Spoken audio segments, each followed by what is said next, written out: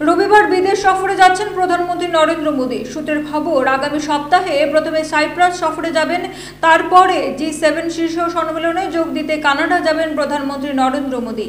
কানাডার সফর শেষ করে ভারতের প্রধানমন্ত্রী যাবেন ক্রোয়েশিয়া সফরে। মোদীর কানাডা সফর তাৎপর্যপূর্ণ, কারণ পাকিস্তানের বিরুদ্ধে অপারেশন সিঁদুরের পর এটাই মোদীর প্রথম বিদেশ সফর।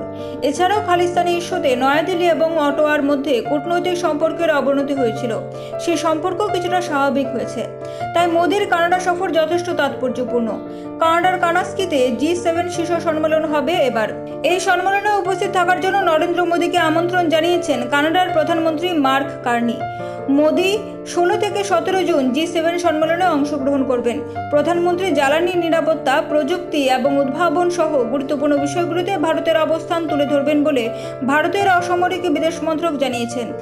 জানা যায় 15 থেকে 16 জুন সাইপ্রাস সফরের মাধ্যমে মোদীর বিদেশ সফর শুরু হবে। এরপর 16 থেকে 17 জুন G7 শীর্ষ সম্মেলনে অংশগ্রহণ করবেন। 18 জুন ক্রোয়েশিয়ায় যাওয়ার মাধ্যমে মোদীর বিদেশ সফর শেষ হবে। ব্যুরো রিপোর্ট, পাবলিক নাও।